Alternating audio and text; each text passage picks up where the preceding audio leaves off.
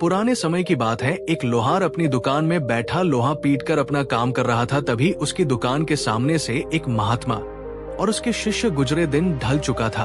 रात होने में कुछ ही देर थी। महात्मा लोहार की दुकान में गया और कहा कि क्या आज रात के लिए हमारे यहाँ रहने की व्यवस्था हो सकती है। लोहार हाथ जोड़ बोला, महाराज, ये भी कोई पूछने की बात है। आप जैसे महात्माओं को शरण देने और मेहमान नवाजी का मौका तो बहुत ही किस्मत से मिलता है। लोहार ने महात्मा जी और उनके शिष्यों की ठहरने की पूरी व्यवस्था की, उनकी अच्छे से मेहमान नवाजी की और बढ़िया भोजन करवाया। महात्मा जी लोहार की मेहमान नवाजी से बहुत खुश हुए। सुबह हुई तो महात्मा अपने शिष्यों के साथ चलने की तैयारी कर लोहार के पास आए। बोले, तुम्हारी मेहमान नवाजी से मैं बहुत खुश हूँ। मांगो कोई 3 वरदान, जो भी तुम्हें चाहिए हो। ये बात सुनकर लोहार खुश हो जाता है। थोड़ी देर सोच विचार कर कहता है, आज मुझे पूरे 100 वर्ष की आयु प्रदान करे। महात्मा कहता है कि ये लो हो गया, अब तुम 100 वर्ष तक जिंदा रहोगे। अब अपनी दूसरी इच्छा बताओ। फिर से कुछ देर सोचने के बाद लोहार कहता है कि आप मुझे ऐसा वरदान दीजिए कि मेरे दुकान में कभी काम की कमी ना हो। महात्मा ने लोहार को ऐसा वरदान दे दिया और कहा कि अब से 100 वर्ष तक तुम्हारे दुकान में किसी भी काम की कमी नहीं होगी। महात्मा जी ने कहा कि अपना तीसरा वरदान भी बताओ। कुछ सोचने के बाद भी लोहार की कुछ समझ में नहीं आया तो वो वहां रखी एक कुर्सी की तरफ इशारा करते हुए बोला, जो भी इस कुर्सी पर बैठे वो मेरी मर्जी के बिना ना उठ पाए। महात्मा जी ने तीसरा वरदान देते हुए कहा, आज के बाद जो भी इस कुर्सी पर बैठेगा वो तुम्हारी मर्जी के बगैर उठ नहीं पाएगा।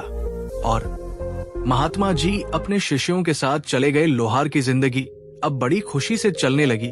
उसके पास किसी प्रकार के कोई काम की कमी नहीं थी। सेहत भी उसकी ज्यों की त्यों थी। वो एकदम हट्टा कट्टा और जवान था। उसके कुछ साथी मर गए तो कुछ बिल्कुल बूढ़े हो चले थे। अब लोहार के भी 100 वर्ष पूरे होने को चले थे। लोहार एक दिन काम में व्यस्त था। तभी यमराज उसकी दुकान पर आया और बोला, चलो मेरे साथ, तुम्हारा वक्त पूरा हुआ। लोहार कुछ सोचते हुए अपनी होशियारी दिखाता है और यमराज से कहता है, महाराज, मुझे बस थोड़ा सा समय दे दीजिए। मैं अपने औजारों को अलग अलग करके रख दूं ताकि वो मेरे बेटों को आसानी से मिल जाए। तब तक आप कृपया करके उस कुर्सी पर बैठ जाए। लोहार उसी कुर्सी की ओर इशारा करता है और फिर से कहता है, मुझे बस 2 मिनट का समय दीजिए, मैं अपना काम पूरा कर लेता हूँ, फिर मैं आपके साथ चलने के लिए तैयार रहूंगा। जैसे ही यमराज जी उस कुर्सी पर बैठते हैं, लोहार खुशी से झूम उठता है और जोरों से हंसने लगता है और कहता है, जो इस कुर्सी पर बैठ जाता है वो मेरी मर्जी के बगैर नहीं उठ सकता। मुझे महात्मा जी द्वारा वरदान प्राप्त है। अपने अमर होने की खुशी में वो घर की ओर रवाना हो जाता है ताकि इस इतने बड़े खुशी के मौके पर जश्न मनाया जाए। घर जाकर पापी लोहार पकवान बनाने के लिए मुर्गे को पकड़कर उसकी गर्दन धड़ से अलग कर देता है, पर यह क्या, मुर्गे की गर्दन फिर से जुड़ जाती है। जब बार बार यही कर्म होता है तो सोचा, ये मुर्गा ही खराब है। इतना बड़ा खुशी का मौका है, क्यों ना सीधा बकरा ही काटा जाए। ये सोचकर पापी लोहार बकरे की गर्दन काटता है, पर मरे हुए बकरे की गर्दन भी मुर्गे की तरह फिर से जुड़ जाती है। वो जिंदा हो जाता है और वहां से भाग जाता है। लोहार की हैरानी की कोई सीमा नहीं थी। कुछ सोचता है और फिर एकदम से अपना सिर पकड़कर बैठ जाता है। यमराज को तो मैंने कैद करके कुर्सी पर बिठा रखा है, फिर कैसे किसी की मृत्यु संभव है। सोचता है कि इस दुनिया में अब किसी की मृत्यु हो, ये नामुमकिन है। सोचा, कोई बात नहीं, बकराना सही दाल चावल खाकर ही गुजारा कर लूंगा। कम से कम जिंदा तो रहूंगा, मृत्यु का कष्ट तो नहीं उठाना पड़ेगा। अब वो दाल चावल और अन्य प्राकृतिक चीजें खाकर जीवन जीने लगा। ऐसे ही समय बीतता गया। यमराज जी को उस कुर्सी पर बैठे करीब 1 साल हो गया। पूरी दुनिया में तबाही का मंजर था। किसी की भी मृत्यु में न होने के कारण आसमान पूरी तरह से मच्छर मक्खियों से काला पड़ गया था। खेतों में होने वाली पैदावार को भी कीट पतंगे और अन्य जंगली जानवर चट कर गए।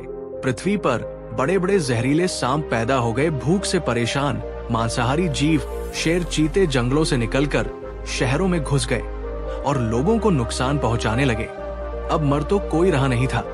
कोई भूख से तो कोई दर्द से तड़प रहा था। पूरी पृथ्वी पर त्राही त्राही मच गई। अब लोहार को भी अपनी करनी पर बहुत पछतावा होता है।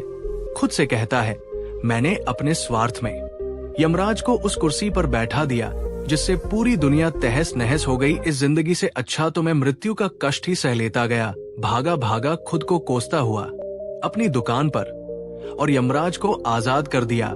यमराज ने आजाद होते ही पूरे गुस्से में लोहार को पकड़ा और ऊपर लेकर चला गया।